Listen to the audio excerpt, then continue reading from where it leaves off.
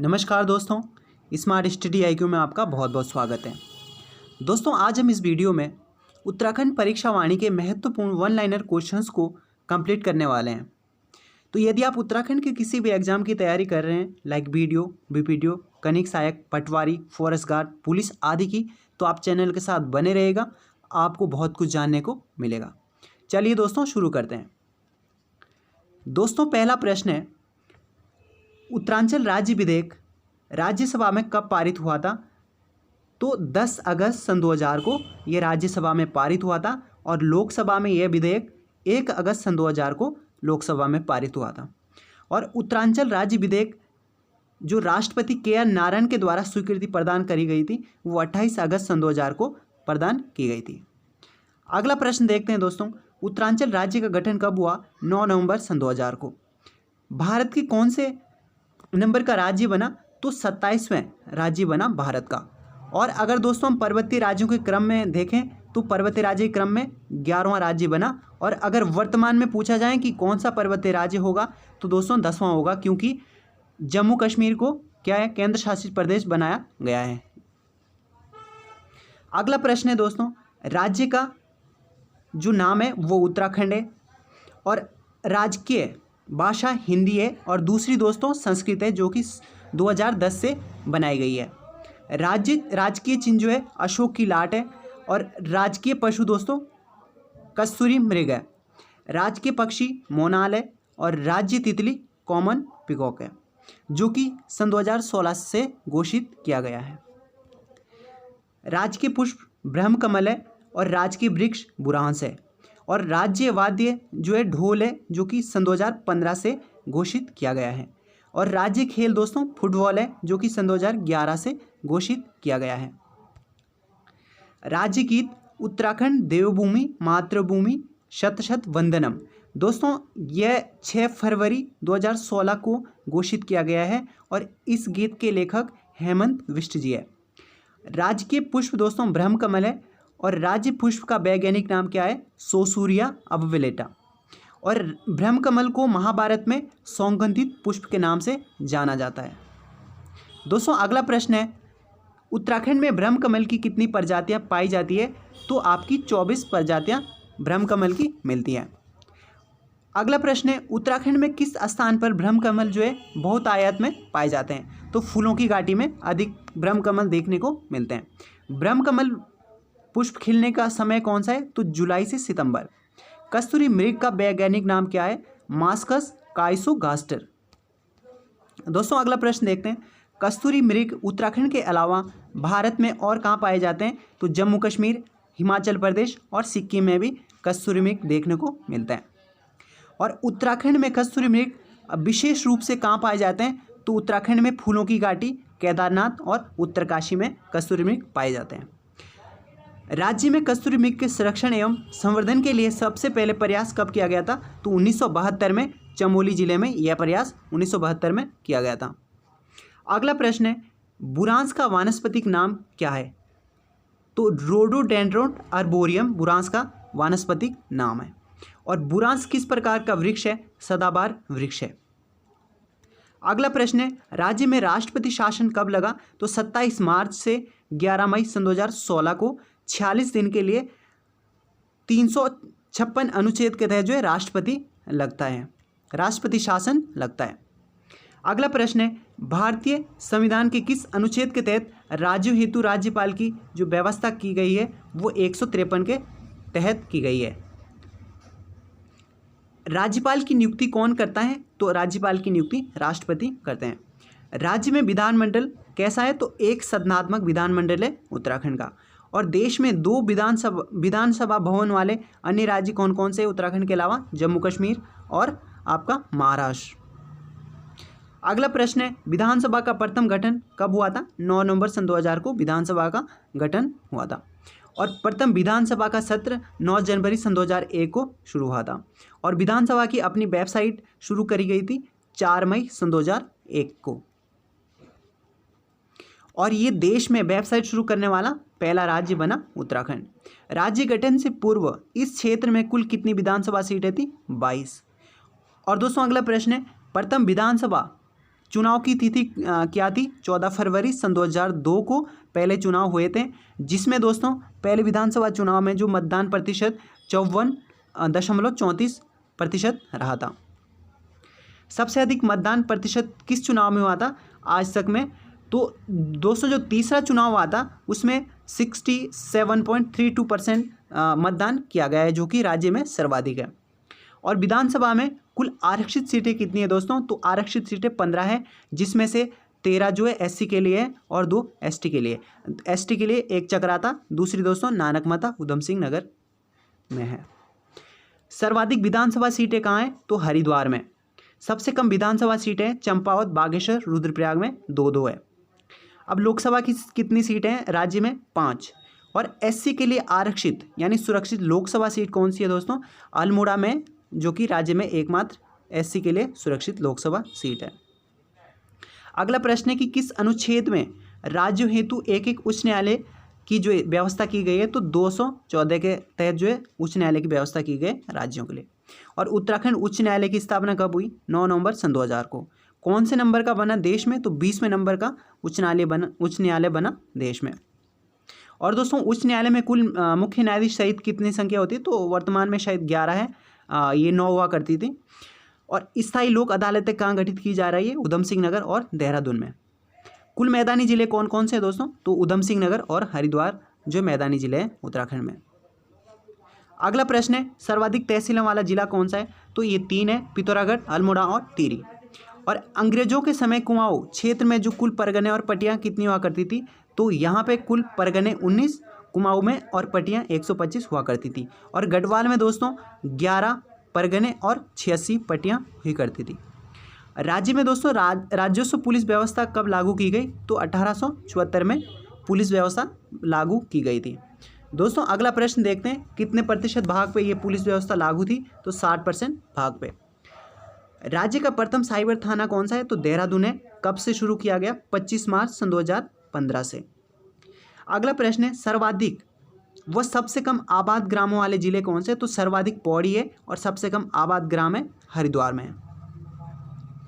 अगला प्रश्न देखते हैं दोस्तों, सर्वाधिक ग्राम पंचायतों वाला जिला कौन सा है? पौड़ी। क्षेत्र पंचायत में जो सचिव के रूप में कार्य करता है वो कौन है? बीडीओ यानी ब्लॉक डेवलपमेंट ऑफिसर। पंचायती राज विधेयक 2008 के अनुसार पंचायतों में महिलाओं को कितने % आरक्षण है दोस्तों पंचायत में? तो 50% आरक्षण है। अगला प्रश्न है सर्वाधिक एवं सबसे कम नगरों वाला जिला कौन सा है? सबसे अधिक नगर दोस्तों हरिद्वार में 24 होंगे और सबसे कम जो है बागेश्वर में 1।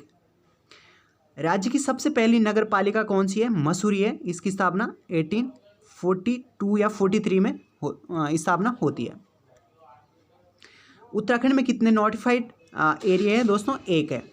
और वनों के प्रबंधन और नियंत्रण हेतु राज्य में जो है वन पंचायतों के गठन की शुरुआत कब से की गई है? तो 1931 से। और कुमाऊं में भी सर्वप्रथम वन कानून कब से बने? 1931 में 31 से बन रहे हैं। अगला प्रश्न है दोस्तों कि राज्य के कुल वन क्षेत्र में से वन पंचायतों के नियंत्रण में कितने % वन है? तो 15.32% जो है वन पंचायतों के अधीन है। और जबकि हाँ दोस्तों अगला प्रश्न देखते हैं, वन पंचायतों में महिलाओं को कितने % आरक्षण है? तो 50% आरक्षण है इसमें भी। राज्य सूचना आयोग का जो प्रथम गठन हुआ था वो 3 अक्टूबर सन 2005 को हुआ और राज्य में जो मानव अधिकार आयोग बना वो सन 2011 में बना। और राज्य विधानसभा द्वारा सेवा का अधिकार कानून बनाया गया था 2011 में। दोस्तों अगला प्रश्न देखते हैं, राज्य के जो SC, ST और OBC के लिए आरक्षण कितना मिलता है? तो SC के लिए मिलता है 19% और ST के लिए मिलता है 4% और OBC के लिए मिलता है 14%। और भूतपूर्व खिलाड़ी के लिए मिलता है दोस्तों, भूतपूर्व सैनिकों के लिए मिलता है 5% और खिलाड़ियों के लिए मिलता है 4% और विकलांगों के लिए मिलता है दोस्तों 3% आरक्षण। और दोस्तों स्वतंत्र संग्राम सेनानियों और राज्य आंदोलनकारियों के लिए मिलता है, स्वतंत्र संग्राम जो सेनानी है उनको 2% मिलता है और जो आंदोलनकारी है राज्य के उनको 10% आरक्षण मिलता है। और राज्य सेवा में जो राज्य की महिलाएं हैं उनको 37 आरक्षण कितना मिलता है? तो ये 30% है, जबकि पंचायतों में 50% आरक्षण मिलता है। अगला प्रश्न देखते हैं दोस्तों, जनता द्वारा अपनी समस्याओं को ऑनलाइन दर्ज कराने हेतु वेबसाइट कब से शुरू करी गई है? तो 26 जनवरी 2013 से। कौन सी वेबसाइट है दोस्तों? समाधान.uk.government.in। दोस्तों प्रथम राज्यपाल उत्तराखंड के सूरज सिंह बरनाला और प्रथम मुख्यमंत्री नित्यानंद स्वामी, ठीक है। और प्रथम निर्वाचित मुख्यमंत्री है तो ND तिवारी यानी नारायण तिवारी है। और कुल आज तक जो है यहाँ पे मुख्यमंत्री कितने रह चुके हैं?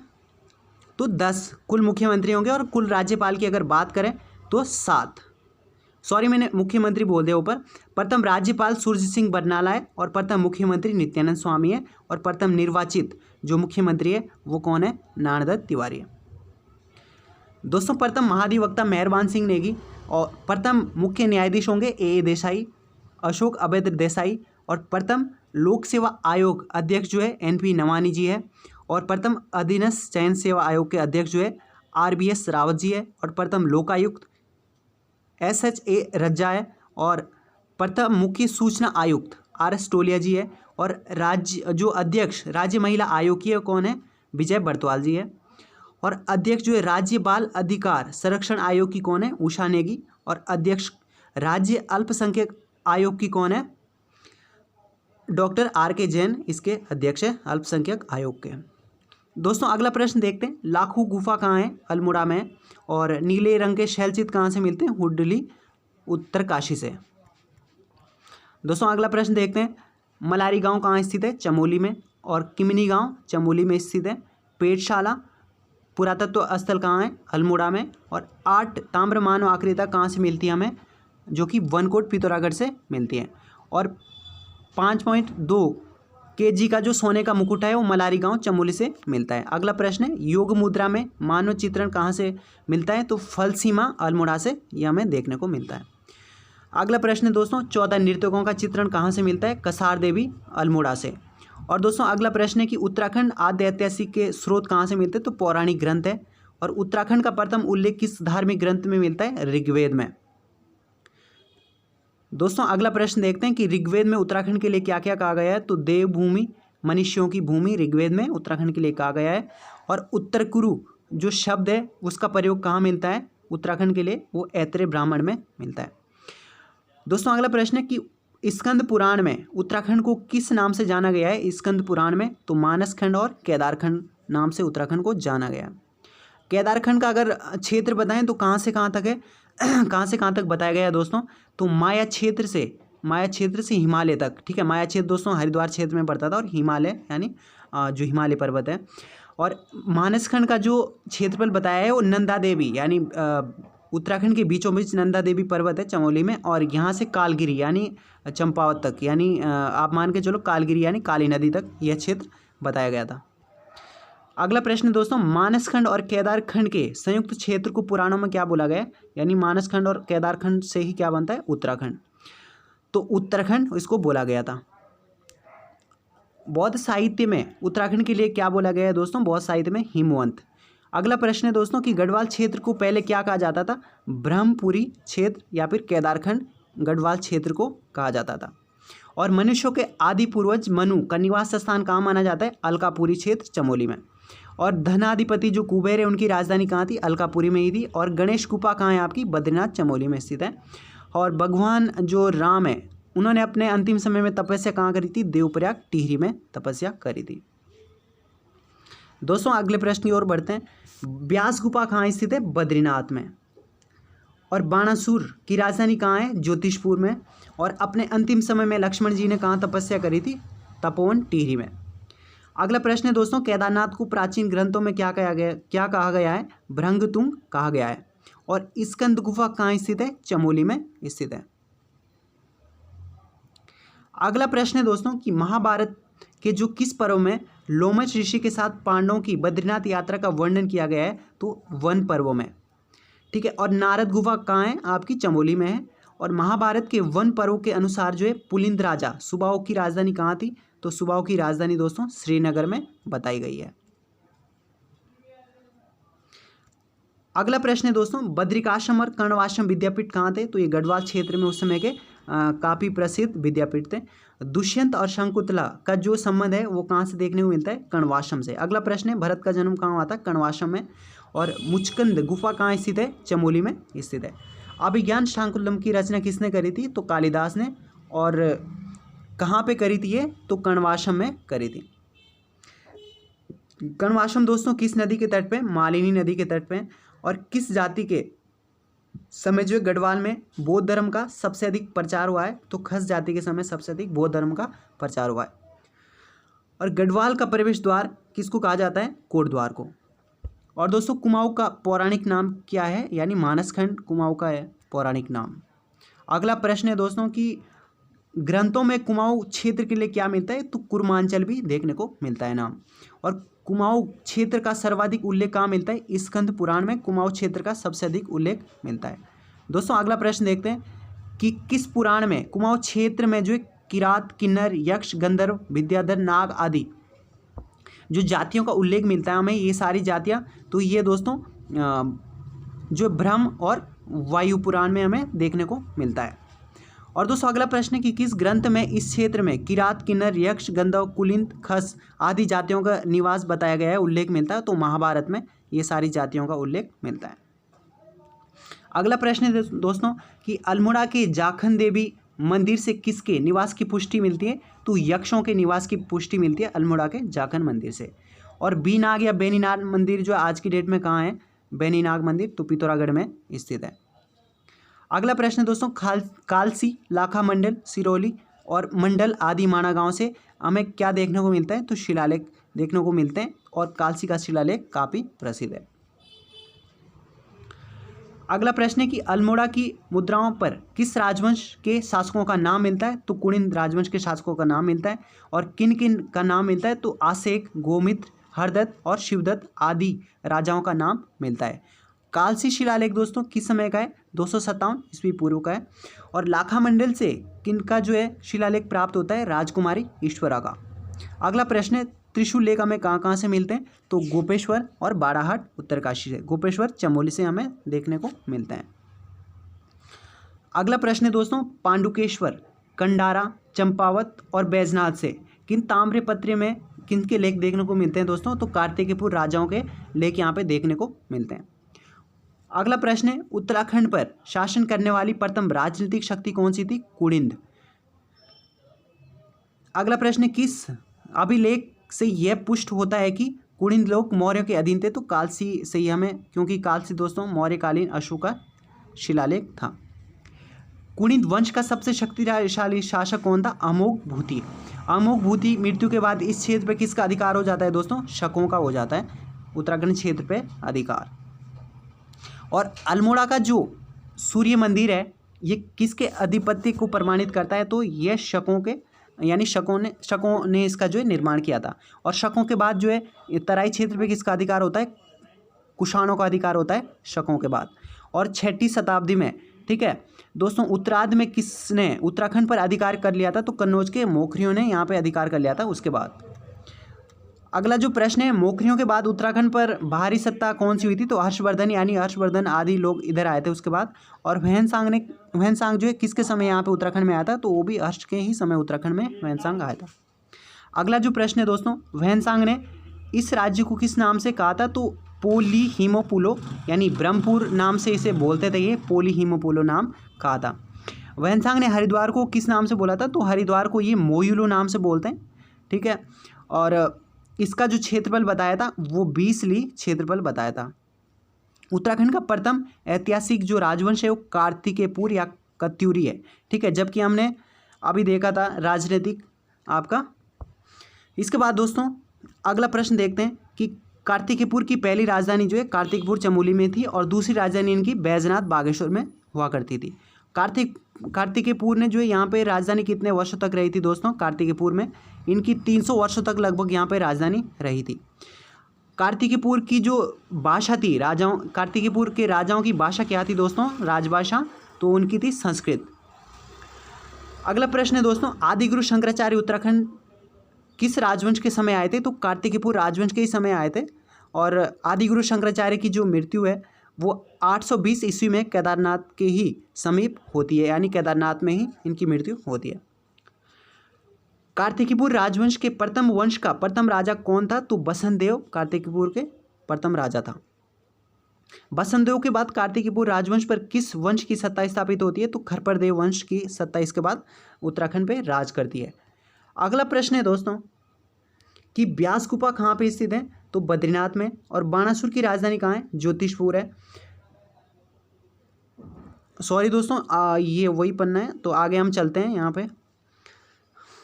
ओके, अगला प्रश्न है दोस्तों कि खरपर देव वंश के बाद यहाँ पे जो अगला शासक आता है वो निम्बर देव वंश आता है। ठीक है, इसके बाद जो है निम्बर किस मत का मानने वाला था? तो शैव मत को मानने वाला था निम्बर वंश। अब निम्बर वंश के किस शासक ने जो उत्तराखंड को एक सूत्र में बांधने का प्रयास करा था? तो वो इष्टगण शासक थे जिन्होंने उत्तराखंड को एक सूत्र में बांधने का प्रयास किया था। अगला प्रश्न है दोस्तों, नवदुर्गा, महिषमर्दिनी, लकुलीश, नटराज आदि मंदिर कहाँ स्थित है? ये जागेश्वर में है। और इन सभी मंदिरों का निर्माण जो है इष्टगण के द्वारा कराया गया था। अगला प्रश्न है दोस्तों, पांडुकेश्वर ताम्रपत्र में किन शासक को कलिकलंक पंख में मग्न धरती के उद्धार के लिए बराह अवतार बताया गया है? तो ये सारा ललित सूर्यदेव के लिए कहा गया था। बैजनाथ मंदिर का निर्माण किसने कराया दोस्तों? तो भूदेव शासक था, उसने बैजनाथ मंदिर का निर्माण करवाया था। अगला प्रश्न है, कार्तिकेयपुर राजाओं के बाद मध्यकाल में जो कुमाऊं क्षेत्र पर किन शासकों का अधिपति हुआ था? तो कत्यूरों का यहाँ पे इसके बाद शासन चला था। और कत्यूरी शासकों में आसंती देव वंश के शासकों की राजधानी कहाँ हुआ करती थी? रणचूला कोट जोशीमठ में हुआ करती थी। आसंती देव वंश का अंतिम और अत्याचारी शासक किसे माना जाता है? ये ब्रह्मदेव को माना जाता है अत्याचारी शासक, और अंतिम शासक भी यही था। अगला प्रश्न है दोस्तों, किस शासक के समय तैमूरलंग ने हरिद्वार पर आक्रमण किया था? तो यह ब्रह्मदेव इस समय यहाँ का शासक था जिस समय तैमूरलंग यहाँ पे आता है। अशोक चल कहाँ का शासक था? नेपाल का। और अशोक चल के द्वारा किस राजवंश पर और कब आक्रमण किया गया था? तो कत्यूरी राजवंश पे आक्रमण करता है 1191 में अशोक चल। और क्रांचल देव भी आपका नेपाल से आक्रमण करता है कुमाऊं क्षेत्र पर, और वो करता है 1223 ईस्वी में आक्रमण। अगला प्रश्न है, कुमाऊं क्षेत्र पर 1216 ईस्वी में किस राजवंश की सत्ता स्थापित होती है? तो चंद वंश की। दोस्तों किसके नेतृत्व में? तो थोहर चंद के नेतृत्व में मानी जाती है। और किस चंद शासक ने अपनी राजधानी चंपावत से अल्मोड़ा बनाई थी? तो कल्याण चंद ने बनाई थी। हालांकि दोस्तों यहाँ पे जो चंद वंश का संस्थापक है वो सोमचंद को माना जाता है, तो लेकिन इस बुक में थोहर चंद दिया गया है। अगला प्रश्न है, चंदवंश का सबसे शक्तिशाली शासक कौन है? बाज बहादुर चंद था। अगला प्रश्न है दोस्तों कि कुमाऊं क्षेत्र में ग्राम प्रधान की जो नियुक्ति है और भूमि निर्धारण प्रणाली किसके द्वारा शुरू करी गई थी? तो चंदवंश राजाओं के द्वारा ही आपकी ग्राम प्रधान और भूमि निर्धारण की प्रथा यानी प्रणाली शुरू की गई थी। चंद राजाओं का राज चिन्ह क्या था? गाय। और चंदों और मुगलों के संबंध होने की जानकारी हमें कहाँ से मिलती है? शाहनामा और जहांगीरनामा से ये जानकारी हमें मिलती है। दोस्तों अगला प्रश्न देखते हैं, कुमाऊं क्षेत्र में जो चंद शासन का अंत है किसके द्वारा किया जाता है? वो गोरखों के द्वारा किया जाता है। और सबसे पहला आक्रमण गोरखों के द्वारा 1790 में किया जाता है कुमाऊं पे। इस समय चंद वंश का अंतिम शासक महेंद्र चंद हुआ करता है। अगला जो प्रश्न है दोस्तों, मल्ला महल कहाँ स्थित है? तो अल्मोड़ा में स्थित है। और इसका निर्माण किसने कराया? कल्याण चंद के द्वारा इसका निर्माण कराया गया। अगला प्रश्न है दोस्तों, लाल मंडी किला कहाँ स्थित है? अल्मोड़ा में। और लाल मंडी का जो निर्माण है वो किसके द्वारा कराया जाता है? कल्याण चंद के द्वारा कराया जाता है। इसको किस राजा ने, इसको जो है किस अन्य नाम से जाना जाता है दोस्तों? यानी लाल मंडी किले को किस अन्य नाम से जाना जाता है? फोर्ट मोइरा किला नाम से जाना जाता है। अगला प्रश्न है, खगमरा किला कहाँ स्थित है? अल्मोड़ा में। और खगमरे का जो निर्माण है वो राजा भीष्मचंद करवाता है। और अगला प्रश्न है, बाणासुर का किला कहाँ स्थित है? चंपावत में। अगला जो प्रश्न है दोस्तों, भानु प्रताप का संबंध किस गढ़ से माना जाता है? चांदपुर गढ़ का शासक हुआ करता था जो कि चमोली में स्थित है। इसके बाद यहाँ पे कनकपाल आते हैं और परमार वंश की नींव रखते हैं, यानी 888 ईस्वी में चांदपुर गढ़ी से परमार वंश की नींव ये रखते हैं। कनकपाल मूल रूप से कहाँ के थे? गुजरात के। और जो गढ़वाल में पंवार वंश का जो शासन कब से कब तक रहा? यानी 888 से 1 अगस्त जो है 1949 तक रहा। और उसके बाद जो है ये आपका यहाँ पे ये जो सत्ता थी ये जो राज्य यानी यूपी संघ में विलय हो गई थी। इसके बाद दोस्तों अगला प्रश्न देखते हैं कि किस शासक ने अपनी राजधानी चांदपुर गढ़ी से देवलगढ़ और दोस्तों देवलगढ़ से श्रीनगर में स्थानांतरित करी थी। तो अजयपाल के द्वारा ये करी गई थी। इसके बाद दोस्तों अगला प्रश्न है कि परमार शासकों को शाह की उपाधि किसके द्वारा दी गई थी। तो लोधियों के द्वारा ये उपाधि इनको दी गई थी, ऐसा माना जाता है। अगला प्रश्न है कि सबसे पहले किस शासक को शाह की उपाधि दी गई थी। तो बलभद्र शाह को यह उपाधि सबसे पहले दी गई थी। राजा सुदर्शन शाह की वह रचना जो कि कई खंडों में विभाजित है दोस्तों, वो थी सभा सार। और सुदर्शन शाह किस नाम से रचना लिखते थे? कवि सूरत के नाम से ये रचना लिखा करते थे। और किस मुगल शासक के जो सैनिकों द्वारा गढ़वाल पर आक्रमण किया गया था? तो शाहजहां के जो सैनिक थे उनके द्वारा यहाँ पे आक्रमण किया गया था। और उस समय गढ़वाल पे शासक कौन था? पृथ्वीपति शाह। और इनकी संरक्षिका हुआ करती थी रानी कर्णावती। और महारानी कर्णावती का उपनाम क्या है? नक्कटी रानी नाम से इनको जाना जाता है। देहरादून के राजपुर नहर का निर्माण कौन करवाता है? कर्णावती। और देहरादून के जो करणपुर गांव है उसका निर्माण भी कौन कराता है? कर्णावती के द्वारा किया जाता है। अगला प्रश्न है कि किस पंवार शासक ने मुगल दारा शिकोह के पुत्र सुलेमान शिकोह को संरक्षण दिया था? तो सुलेमान शिकोह को संरक्षण पृथ्वीपति शाह के द्वारा ही दिया जाता है। और गढ़वाल शासक मानशाह और महिपति शाह के समय किसके जो हमले हुए थे? यहाँ पे तिब्बती हमले हुए थे मानशाह और महिपति शाह के समय। अगला प्रश्न है दोस्तों कि गोरखों ने कुमाऊं को कब जीता था? तो 1790 में। और गढ़वाल पे अगले ही साल यानी 1791 में आक्रमण किया। और फिर गोरखों के द्वारा जो गढ़वाल पे दूसरा आक्रमण है 1803 में किया जाता है। इस समय प्रद्युमन शाह यहाँ पे शासन करते हैं। और यहाँ पे दोस्तों एक आपको युद्ध देखने को मिलता है फिर, खुड़बड़ा का युद्ध 1804 में। अब यहाँ पे खुड़बुड़ा मैदान में किस किस के बीच युद्ध हुआ था? गोरखा और प्रद्युमन शाह के बीच। यहाँ पे प्रद्युमन शाह जो है वीरगति को प्राप्त होते हैं। कब दोस्तों? 14 मई 1804 को यह युद्ध होता है खुड़बड़ा का। अंग्रेजों के गोरखों पर आक्रमण के समय जो इनका अंग्रेजों का गवर्नर कौन था दोस्तों? लॉर्ड हेस्टिंग्स था। और कब आक्रमण किया गया था? तो 1814 में सुदर्शन शाह यहाँ पे इस समय होते हैं, इनके कहने पर यह आक्रमण किया जाता है। और सुदर्शन शाह ने दोस्तों अपनी राजधानी श्रीनगर से टिहरी कब स्थापित की थी? तो 1815 में इन्होंने टिहरी में राजधानी बनाई थी। और अंग्रेजों ने कुमाऊं को कब गोरखों से जीता था? तो 1815 में। यहाँ उत्तराखंड से जो है गोरखे पूर्ण तरीके से चले गए थे। किस संधि के तहत जो गोरखों ने कुमाऊं और गढ़वाल को अंग्रेजों को सौंप दिया था? तो संगोली की संधि हुई थी गोरखों और अंग्रेजों के बीच। किस किस के बीच हुई थी ये? गार्डनर और अमर सिंह थापा, यानी गोरखों के यहाँ पे अमर सिंह थापा और अंग्रेजों के गार्डनर व्यक्ति थे। और 28 अप्रैल 1815 को यह संधि होती है, लेकिन मान्यता मिलती है 4 मार्च 1816 को। मान्यता 4 मार्च 1816 को मिलती है। अगला जो प्रश्न है, कुमाऊं पर गोरखों का शासन कितने वर्षों तक रहा? 25 वर्षों तक कुमाऊं पर शासन करते हैं गोरखे, और गढ़वाल पे करते हैं लगभग 10.5 वर्ष तक। अगला जो प्रश्न हम देखते हैं, उत्तराखंड के लिए जो प्रथम नियुक्त कमिश्नर कौन था दोस्तों? तो ये कर्नल गार्डनर थे अंग्रेजों के द्वारा। उत्तराखंड की रियासत उत्तर पूर्वी प्रांत का हिस्सा नहीं थी। कौन सी रियासत थी वो? तो ये टिहरी रियासत थी, बाकी सारा उत्तर पूर्वी प्रांत में आता था। अगला प्रश्न है, ब्रिटिश उत्तरांचल को संयुक्त प्रांत आगरा और अवध का अंग कब बनाया गया था? 1902 में। और राज्य का प्रथम स्वतंत्रता संग्राम सेनानी कौन है? कालू मेहरा। किस जिले के? ये बिसुंग गांव चंपावत से बिलोंग करते हैं। अगला प्रश्न है दोस्तों, क्रांतिवीर नामक जो गुप्त संगठन है किसके द्वारा बनाया गया था? तो कालू मेहरा के द्वारा बनाया गया था।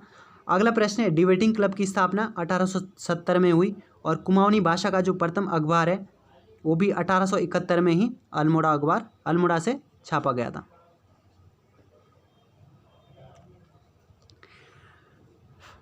अगला प्रश्न है दोस्तों, कलकत्ता कांग्रेस अधिवेशन यानी 1886 में उत्तराखंड से किसने भाग लिया था? ज्वालादत्त जोशी ने भाग लिया था 1886 कलकत्ता अधिवेशन में। हैप्पी क्लब की जो स्थापना कौन करते हैं? 1903 में पंडित गोविंद बल्लभ पंत के द्वारा की जाती है।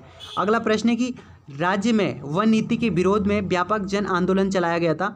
1911 से 1917 के मध्य यह आंदोलन चलाया गया था। अगला प्रश्न है दोस्तों, अल्मोड़ा कांग्रेस की स्थापना कब होती है? 1912 में। और अगला प्रश्न है कि राज्य में होम रूल लीग आंदोलन चलाया था विक्टर मोहन जोशी, बद्रीदत्त पांडे और चिरंजी लाल के द्वारा। गांधी जी देहरादून की यात्रा पर आते हैं 1916 में, और कुमाऊं परिषद की स्थापना भी होती है 1916 में। किन किन के द्वारा? पंडित गोविंद बल्लभ पंत, हरगोविंद पंत और बद्रीदत्त पांडे के द्वारा। अगला प्रश्न है दोस्तों, कुमाऊं परिषद का कांग्रेस में विलय कब होता है? 1926 में। और गढ़वाल कांग्रेस की स्थापना कब होती है? 1918 में अनुसुईया प्रसाद बहुगुणा और मुकुंदी लाल के द्वारा। अमृतसर कांग्रेस अधिवेशन में 1919 में जो भाग लेते हैं गढ़वाल से, वो होते हैं अनुसुईया प्रसाद बहुगुणा और बैरिस्टर मुकुंदी लाल। अगला प्रश्न है दोस्तों, 1921 में कुली बेगार से संबंधित दस्तावेज को सरयू में बहा दिया था। किन के नेतृत्व में यह हुआ था? तो बद्रीदत्त पांडे, चिरंजी लाल, गोविंद बल्लभ पंत और अनेक व्यक्ति थे यहाँ पे इस समय। और 1929 में गांधी जी और नेहरू जी ने जो कुमाऊं क्षेत्र में यात्रा की थी और यहाँ पे सभाएं करी थी। कब से कब तक? 14 जनवरी से 2 जुलाई तक, 14 जून से 2 जुलाई तक।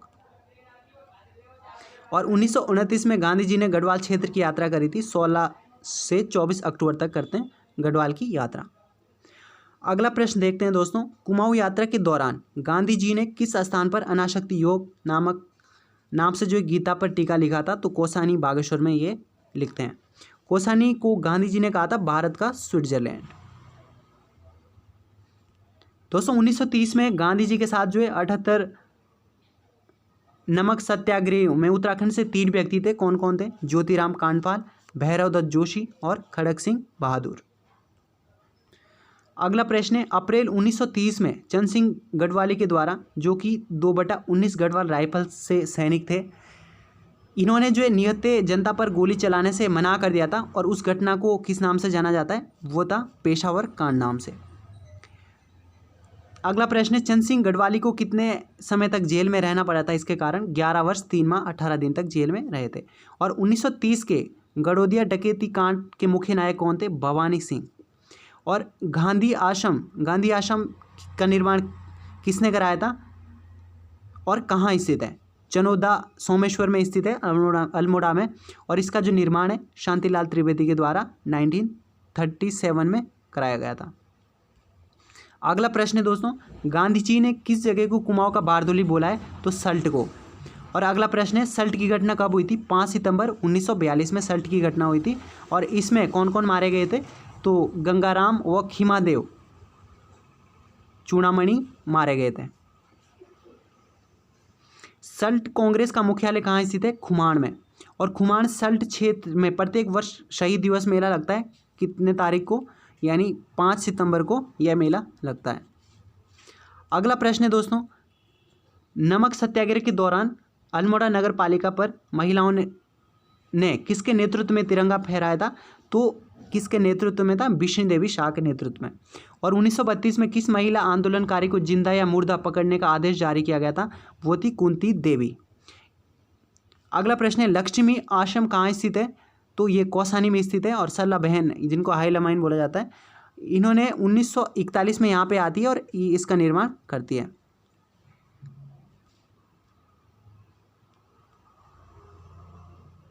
अगला प्रश्न है दोस्तों, लक्ष्मी आश्रम से जुड़ी वो कौन सी 2 बहनें थी जिन्होंने जो सर्वोदय का व्यापक प्रचार प्रसार किया था? कमला और बसंती के द्वारा ये कार्य किया जाता है। अगला जो प्रश्न है, ऋषिकेश में स्थापित जो पशु लोग है उसकी स्थापना कौन करती है? तो ये गांधी जी की शिष्या होती है, मीरा बहन के द्वारा किया जाता है। और अल्मोड़ा अखबार का जो प्रकाशन है किसके द्वारा किया जाता है और कब? 1871 में बुद्धि बल्लभ पंत के द्वारा अल्मोड़ा अखबार का प्रकाशन किया जाता है। अल्मोड़ा अखबार के बंद होने यानी 1918 में जब बंद हुआ था, तो इसके बाद बद्रीदत्त जो है पांडे सितंबर 1918 से कौन सा अखबार निकालते हैं? तो वो निकालते हैं शक्ति अखबार। शक्ति अखबार कैसा था? ये साप्ताहिक था और बद्रीदत्त पांडे के द्वारा ये निकाला गया था। और शक्ति अखबार कब निकाला और किसके अखबार बंद होने के बाद? जैसा कि अभी बोला 1918 में अल्मोड़ा अखबार के बंद होने के बाद ये अखबार निकाला गया था। गढ़वाली मासिक पत्र के संपादक कौन बने थे? पंडित गिरिजादत्त नैथानी। अगला प्रश्न है दोस्तों, गढ़वाली मासिक पत्र कब और किसके द्वारा निकाला गया था? 1905 में गढ़वाल यूनियन के द्वारा निकाला गया था। अगला प्रश्न है, कर्मभूमि कहाँ से प्रकाशित होता था? तो लैंसडाउन पौड़ी से। कर्मभूमि के संपादक कौन थे? भक्त दर्शन और भैरव दत्त धूलिया। और कर्मभूमि जो अखबार है 1939 से प्रकाशित होना शुरू हुआ था। और 1941 में देहरादून से कौन सा अखबार प्रकाशित होता था? युगवाणी। अगला प्रश्न है दोस्तों, कुली बेगार प्रणाली का अंत कब हुआ था? 13-14 जनवरी को 1921 को इस आंदोलन का यानी इस प्रणाली का अंत हुआ था। अगला जो प्रश्न है, टिहरी राज्य आंदोलन के दौरान 1944 में जो भूख हड़ताल से किस नेता की मृत्यु हुई थी? श्रीदेव सुमन की। अगला प्रश्न है, टिहरी में प्रजामंडल की स्थापना कब होती है? तो टिहरी प्रजामंडल की स्थापना कब होती है? 1939 में। और सकलाना विद्रोह कब होता है दोस्तों? 1947 में। और कीर्तिनगर विद्रोह होता है 1948 में। और टिहरी को भारत में विलय कराया गया था 1 अगस्त 1949 को। अगला प्रश्न देखते हैं दोस्तों, टिहरी को उत्तर प्रदेश के एक जिले के रूप में भी सम्मिलित किया गया था 1 अगस्त 1949 को। और डोलापाल की आंदोलन किससे संबंधित है? शिल्पकारों से संबंधित। 1911 में दलितों के लिए शिल्पकार शब्द सबसे पहले किसके द्वारा दिया गया था? हरिप्रसाद टमटा के द्वारा। और कनकटा बैल आंदोलन किससे संबंधित था? भ्रष्टाचार के खिलाफ यह आंदोलन चलाया गया था। और कोटा खर्रा आंदोलन किससे संबंधित था? भूमिहीनों को भूमि वितरण करने से संबंधित था। अगला जो प्रश्न है, राज्य में एक साथ 2 विश्वविद्यालय बने, कब बने थे? 1973 में ND तिवारी के समय बने थे। उत्तरांचल पृथक राज्य की मांग सबसे पहले किसने उठाई थी? 1938 में श्रीदेव सुमन के द्वारा यह मांग उठाई गई थी। गढ़देव सेवा संघ का गठन किसके द्वारा और कब किया गया था?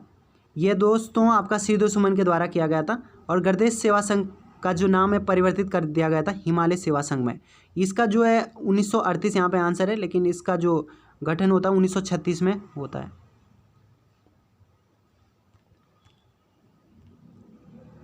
अगला प्रश्न है दोस्तों, पर्वतीय विकास जन समिति नामक संगठन का गठन कब किया गया था? 1950 को। और प्रत्येक राज्य हेतु पर्वतीय राज्य परिषद का गठन किसकी अध्यक्षता में और कब किया गया था? तो 1967 में दयाकृष्ण पांडे की अध्यक्षता में यह गठन किया गया था।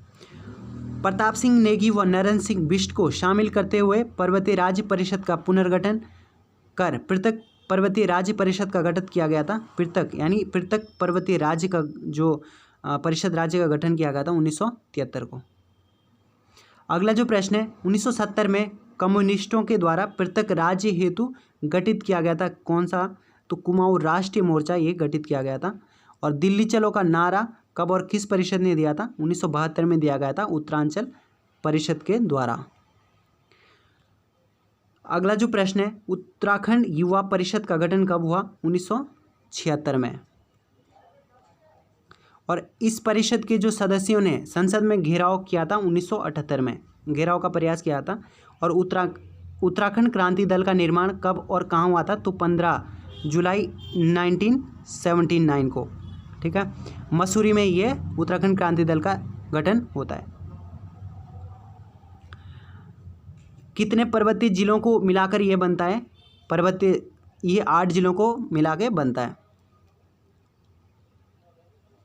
उत्तराखंड क्रांति दल के किस सदस्य ने अप्रैल 1987 में संसद में जो पत्र बम फेंका था वो फेंका था त्रिवेंद्र पंवार के द्वारा। और उत्तरांचल उत्थान परिषद का गठन कब किया गया? 1988 में। किसकी अध्यक्षता में किया गया था? शोभन सिंह जिन्ना की अध्यक्षता में। अगला प्रश्न है दोस्तों, उत्तराखंड संयुक्त संघर्ष समिति का गठन किसके नेतृत्व में किया गया था? तो द्वारिका प्रसाद उनियाल के नेतृत्व में 1989 को। अगला प्रश्न है, 1990 में उत्तराखंड क्रांति दल के विधायक के रूप में उत्तर प्रदेश विधानसभा में जो है उत्तराखंड राज्य से संबंधित प्रथम प्रस्ताव किसके द्वारा रखा गया था? तो जसवंत सिंह बिष्ट के द्वारा रखा गया था। अगला प्रश्न है कि पृथक उत्तराखंड राज्य को सर्वप्रथम किस राष्ट्रीय पार्टी ने अपना घोषणा पत्र में शामिल किया था? भाजपा ने। और वामपंथी लोगों द्वारा 1991 में गठित किया गया था एक यूके मुक्ति मोर्चा। अगला जो प्रश्न है, गैरसैंण को प्रस्तावित राजधानी की राजधानी घोषित किया था, ये 1992 में किया था और इस दस्तावेज को क्या बोला जाता था, उक्रांत का पहला ब्लूप्रिंट। और ये उक्रांत का जो पहला ब्लूप्रिंट था ये क्या था, ये दस्तावेज वही था प्रत्येक राज्य के संबंध में। 21 जुलाई 1992 को किसने गैरसैंण में प्रस्तावित राजधानी की नींव डाली थी, ये काशी सिंह ऐरी के द्वारा नींव डाली गई थी, जिसका नाम रखा गया था, गैरसैंण का नाम चंद्रनगर रखा गया था।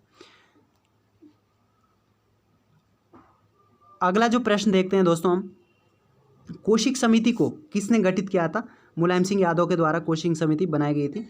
किससे संबंधित थी, राज्य संरचना और राजधानी पे विचार करने के लिए 1993 में, कहीं कहीं 1994 भी ये देखने को मिलता है।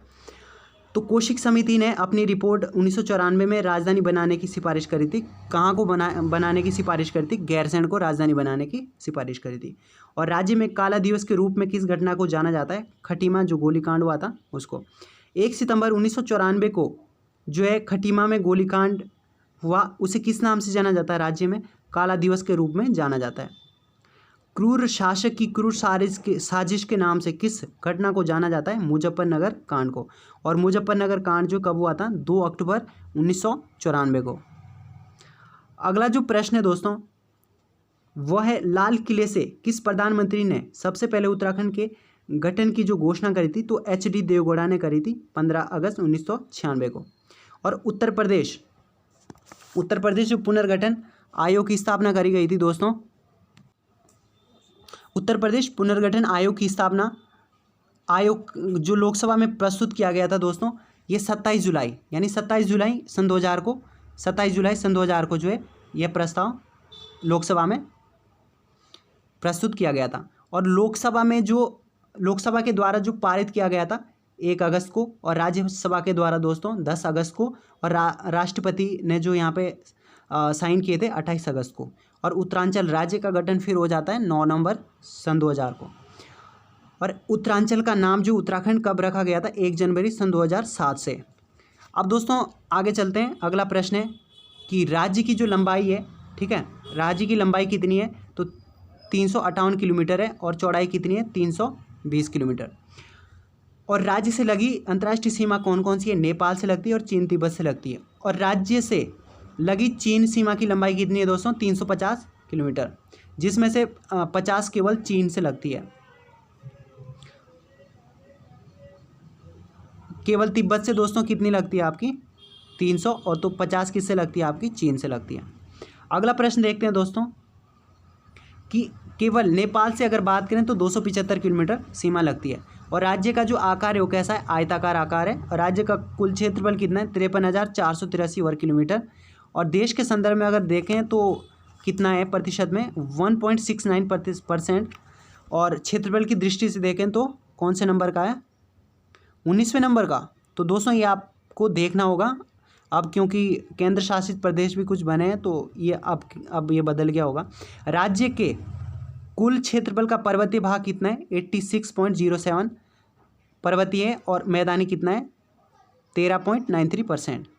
गढ़वाल और कुमाऊं में अगर हम बांटें तो गढ़वाल का जो भाग है वो 60% होगा लगभग, और 39% लगभग किसका है, कुमाऊं का भाग है। अगला जो प्रश्न है, सर्वाधिक और सबसे कम क्षेत्रफल वाला, सबसे अधिक क्षेत्रफल दोस्तों उत्तरकाशी का, और सबसे कम क्षेत्रफल जो है चंपावत का है। और सर्वाधिक क्षेत्रफल वाले 4 जिले घटते क्रम में लिखने हैं दोस्तों। सबसे अधिक क्षेत्रफल दोस्तों उत्तरकाशी, फिर चमोली, फिर तीसरे नंबर पे पिथौरागढ़, चौथे नंबर पे आता है पौड़ी। अगला जो प्रश्न है कि क्षेत्रफल की दृष्टि से सबसे कम से ऊपर की तरफ यानी बढ़ते क्रम में सबसे कम जो क्षेत्रफल है चंपावत का है, फिर दूसरा स्थान पे रुद्रप्रयाग, तीसरा स्थान पे दोस्तों बागेश्वर, चौथे स्थान पे आता है हरिद्वार। अगला जो प्रश्न है, राज्य की जो पूर्व और पश्चिमी सीमा है, पूर्व में दोस्तों काली नदी और पश्चिम में टोंस नदी। अंतर्राष्ट्रीय सीमा चीन से लगती है, नेपाल से लगती है। और गढ़वाल का द्वार किसको बोला जाता है, कोटद्वार को, और कुमाऊं का द्वार काठगोदाम को। अब दोस्तों अगला प्रश्न देखते हैं कि प्रदेश से सटे हुए कितने राज्य लगते हैं हमारे, 2 राज्य लगते हैं। यूपी यानी नीचे की साइड यूपी, और इधर को लगता है पश्चिम में लगता है हिमाचल प्रदेश। सर्वाधिक राज्यों को स्पर्श करने वाला, ठीक है, राज्यों को स्पर्श करने वाला जिला कौन सा है? देहरादून है दोस्तों, ये दोनों को स्पर्श करता है। और उत्तर प्रदेश को स्पर्श करने वाले जिले कौन कौन से हैं दोस्तों? उत्तर प्रदेश को देहरादून स्पर्श करता है, हरिद्वार, पौड़ी और नैनीताल और उधम सिंह नगर। इसमें से सबसे अधिक उत्तर प्रदेश को उधम सिंह नगर और सबसे कम नैनीताल स्पर्श करता है। और हिमाचल प्रदेश को देहरादून और उत्तरकाशी यहाँ पे स्पर्श करता है। और राज्य के सबसे पूर्वी और पश्चिमी जिले कौन सा है? सबसे पूर्वी दोस्तों पिथौरागढ़ है और सबसे पश्चिम में कौन सा? देहरादून है। और सबसे उत्तरी अगर बात करेंगे उत्तरकाशी और सबसे दक्षिण में उधम सिंह नगर। अगला प्रश्न है दोस्तों कि राज्य के सबसे उत्तरी और दक्षिणी जिले कौन कौन से हैं? तो सबसे उत्तरी है उत्तरकाशी और सबसे दक्षिणी है उधम सिंह नगर। सबसे लंबी अंतर्राष्ट्रीय सीमा रेखा किसकी है? पिथौरागढ़ की है। और वह जिला जो दो देशों को स्पर्श करता है तो पिथौरागढ़ करता है आपका नेपाल और चीन तिब्बत को। उत्तर प्रदेश से सर्वाधिक लगती है उधम सिंह नगर की, सबसे कम नैनीताल की। 7 जिलों को स्पर्श करने वाला एकमात्र हमारा जो डिस्ट्रिक्ट है वो कौन सा है? पौड़ी डिस्ट्रिक्ट। उत्तराखंड को कितने भौगोलिक क्षेत्रों में बांटा गया है? 8 भौगोलिक क्षेत्रों में। और किस क्षेत्र में पाताल तोड़ कुएं पाए जाते हैं? तराई क्षेत्र में। अगला प्रश्न है किस क्षेत्र को तरी वाला नाम से भी जानते हैं? तो तराई क्षेत्र को जानते हैं। और कंकड़ पत्थर से युक्त कौन सा क्षेत्र है? भाबर क्षेत्र, ठीक है। अगला जो प्रश्न है दोस्तों, भाबर यानी जो ये भाबर है, इस क्षेत्र के तुरंत उत्तर में उत्तर की पहाड़ियों को क्या बोला जाता है? शिवालिक बोला जाता है। यानी शिवालिक की अगर हम ऊंचाई की बात करें तो 700 से 1200 मीटर तक ऊंची होती है और चौड़ाई की बात करें तो 10 से 20 किलोमीटर तक चौड़ाई होती है। हिमालय का सबसे नवीन जो भाग है वो कौन सा है? शिवालिक है दोस्तों। और शिवालिक और जो दोस्तों अगला प्रश्न है कि उत्तराखंड के अधिकांश पर्वत पर्यटन क्षेत्र कहाँ पे है? मिलते हैं आपको उत्तराखंड में, वो शिवालिक क्षेत्र में मिलते हैं। और शिवालिक का जो प्राचीन काल में जो नाम था वो किस नाम से जाना जाता था? मैनाक। यानी शिवालिक का अर्थ जो होता है शिव की भौहें होती है। और हिमालय के किस क्षेत्र में जीवाश्म पाया जाता है? तो सर्वाधिक जीवाश्म जो है शिवालिक क्षेत्र में ही पाया जाता है।